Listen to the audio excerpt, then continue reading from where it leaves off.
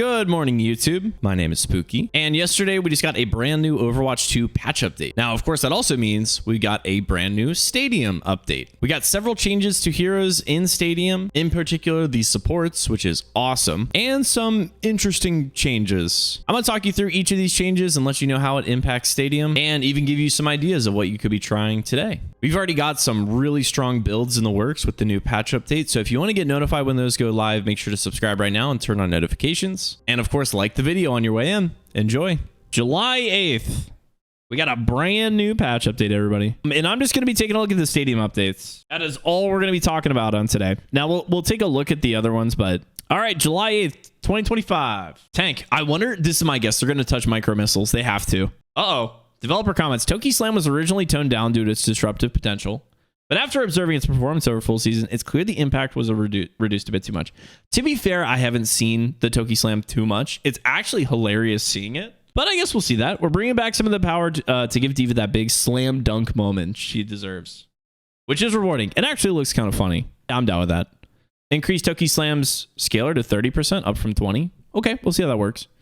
Junkrat. Oh my god. Legitimately, I don't know what they're going to do about Junkrat. I don't know if he's OP or if he's bad. I literally don't know. He's annoying. That's true. Junkrat has brought his brand of mayhem to Stadium, but mostly on the back of his weapon-focused powers. We're adding some power to his ability power to help make them more attractive options. Increase cash income from damage and healing by 11%. Okay. Fixed an issue where Steel Trap, while you had one charge, would also consume the recharging charge. Oh, that's a weird bug. Hop Boom now deals 30% reduced damage, up from 50% reduced. Okay, that actually is going to be nuts. Oh, dude, it's going to be burst damage, man. Raining Lead frequency increased every 0.3 seconds while you're in the air. So that's like his martyrdom thing. He drops little mines when he's in the air, which this makes sense. Honestly, one every half a second seemed pretty slow when they dropped it. So, and I haven't really been seeing it that much of an issue. So we'll see if this helps. Burn damage increased from 75 up from 50. Damn, dude. I know there's one thing Stadium players want more of, and that's burn damage, right? Everyone who wants more burn damage, raise your hand. Let it be known that nobody is raising their hand right now. We played a lot of games yesterday after the new patch update, and I gotta say this Junkrat lithium alloy change is probably one of the most annoying things I've come across. Especially if you're not a tank player or you have like a lower HP pool. Like if you step in a trap, you're probably gonna like die unless you get some kind of peel. Or you have like a cleanse or something. Yeah, it's very strong. It's very strong. Lots of junk traps, a lot of burn damage. Okay, we'll see how that works. Honestly, I wouldn't mind. I don't mind Junkrat having more ability focused stuff, because his weapon, dude, the spam is just, I'm done with it. I'm over it. Careful, this is going to increase his burst damage, and you're going to see a lot more flank rats. Like Junkrat coming from the sky, dropping a mine on you. It's a tiny bit, but hey, I'll take whatever. Developer comments, Snowball Flight now synergizes with Twice as Ice, expanding May's mobility options and enabling more frequent use of Mini Blizzard. This update gives her more fluid movement and crowd control opportunities, encouraging dynamic play and rewarding smart positioning. So Twice as Ice now resets Snowball Flight's cooldown. I think this is pretty good. I don't think this is going to be as impactful as we think it is, but it's definitely, in my opinion, more of a quality of life thing. I got to try a handful of games with Twice as Ice yesterday, and I got to say it's a little bit more stronger than I thought it was. Now, it's definitely not overpowered or like broken in any way, but like having that reset cooldown on your Ice Pillar, especially when you can store charges of both of those, makes it so like your uptime is like pretty much unstoppable. And it helps you not use your cryo if you're trying to get like a bunch of mini blizzard damage. It's pretty good. It's a good change. And definitely, like I'd say, like a decent buff to me. Not an insane buff, but a decent one. Definitely worth trying out to see how you can fit it in your kits. I think that with like some cooldown reduction to get your wall back and your ice block might be kind of crazy. Getting to do Twice as Ice like every 9 seconds instead of every, 12 seconds? That would be kind of crazy.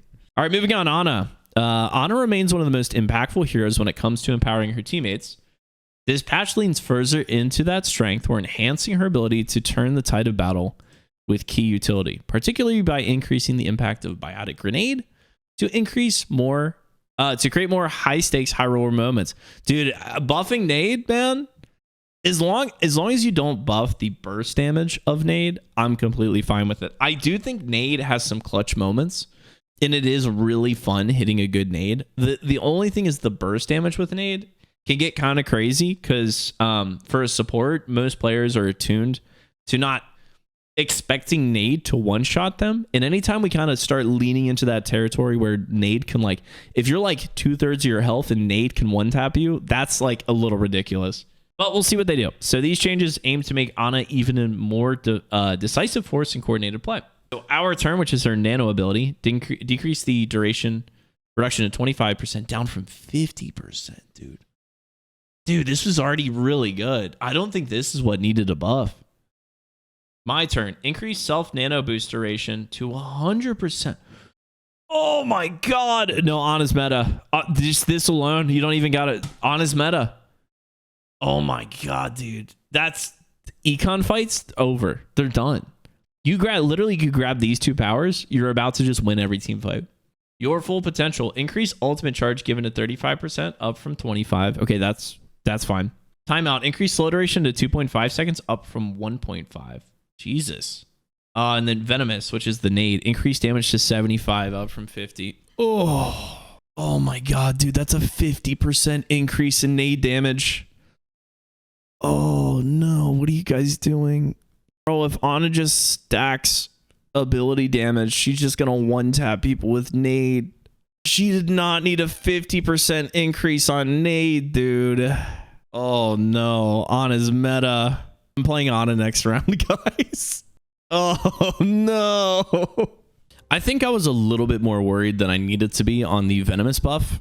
We tried out a bunch of nade builds yesterday and we're just like messing around with it a little bit. Nade felt better with Venomous and it definitely got more damage, but it didn't feel oppressive in any way. So I might have overreacted just a little bit on that. But the nano buffs, oh, I didn't overreact at all. Those are great. They're insane. Like if you can stay alive as Ana, especially with all like the speed going on in Stadium right now, and you can get nano boosts off like twice a match, you are insanely overpowered with these upgrades. And we've actually just finished a new Ana build based around this, and I'm telling you, it's really good. We're going to be posting that tomorrow. So like I said, make sure to subscribe if you want to get that. And it's a ton of fun. So yes, Ana much more viable right now. All right, Juno. Developer comments. At higher MMR tiers, Juno has earned the nickname Flying Tracer. Yeah, that's crazy. For a good reason. Her survivability, especially after round 3, made her extremely slippery. Yep. The base adjustment is focused on slightly reducing her survival capability to keep her challenging without feeling unfair to eliminate. So her hyper healer, which is the thing that was giving her the overhealth, thank God, decreased to 75, down from 100, thank God. Kiriko, we're shifting Kiriko's clone to serve its role as a decoy and utility tool. Thank you. Thank you, Overwatch. Dude, I said this like weeks ago, man. Every other game figured it out, dude. If you're going to do copies, they just need to be distraction. If you do damage to them, they need to... Every other game figured this out, dude. I don't know why it took you guys so long to do this. I don't even know what the changes are, but the reason they mentioned that, I already know it's going to be good. This adjustment is the first step towards making the ability feel more fair, interactive, and enjoyable for both Kiriko players and their opponents. More updates are planned to further refine its identity and gameplay impact. Clone now deals 65% less healing and damage. Nerfed. Nuked it, dude. It nuked. Increased duration to 4 seconds, up from 2.5. Oh, they didn't nerf any of the health though, dude. Okay, that's fine. I guess that's fine. It's still really annoying, dude, that they get to exist for so long. If I shoot the clone, I want the clone to disappear. To the player, okay, if there's anybody out there listening to me that has any impact on these changes, to the player, it feels like a waste of time to shoot clone. Like you need to reward the player for shooting the clone, or else it's going to feel really annoying all the time. You can make the clone have a little bit more impact, that's fine. But if you shoot the clone, it needs to... Okay? At least in a reasonable amount of damage. Like, make it have, like, 50 HP, dude. Zenyatta. While Zenyatta has often leaned towards offensive playstyles, no. We're making adjustments to encourage his healing-focused builds. These changes aim to better support players who want to take on a more traditional support role and provide stronger team-wide healing presence. Dual Harmony, decreased healing reduction to 40% down from the... Yes! Claps, claps, claps. This makes this, like, much better, honestly, in my opinion. That's an extra 20% healing overall. Much better. Much better. Dual Harmony is actually viable. The 5% was still like, 40% much better. Gotta have faith. Increase orb duration to 10 seconds. Up from 5 seconds. Oh my god, dude. That's crazy. Dude, this is definitely now just like a plop the orb on someone and just forget about it. Now that's my kind of buff, dude. 10 seconds. An additional 10 seconds they can be out of line of sight and have the orb on them. That's awesome. Soul control. Increase ultimate meter cap to 75%, up from 65%. That's pretty okay, dude. Damn, these are good. Damn. W. Yo, dev team W updates on Zenyatta. I like these.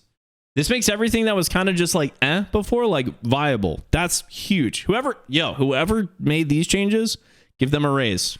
You have the Spooki official stamp of raise. I'm giving you a 10% raise right now. Whoever came up with these, you've earned it. You actually know what the game is. Now, bug fixes. This is what I'm looking at, dude.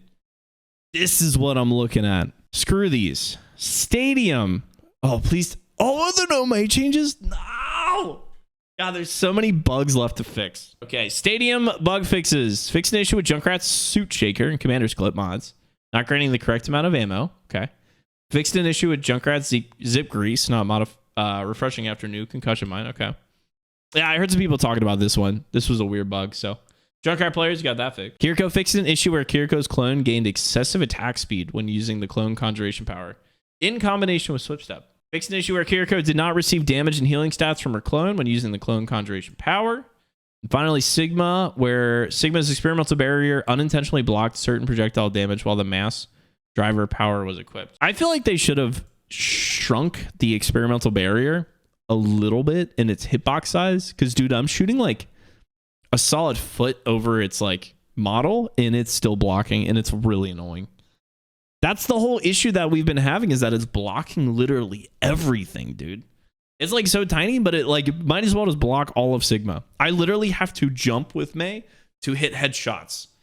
Like I'm just like, ugh, like literally reaching for those headshots. Okay, well, these are some patch notes. This is my early guess, and I'm 99.99999% positive that Ana is now busted. Okay, I'm gonna play Ana now. All right, guys, I'm jumping into Stadium. I'm playing Ana.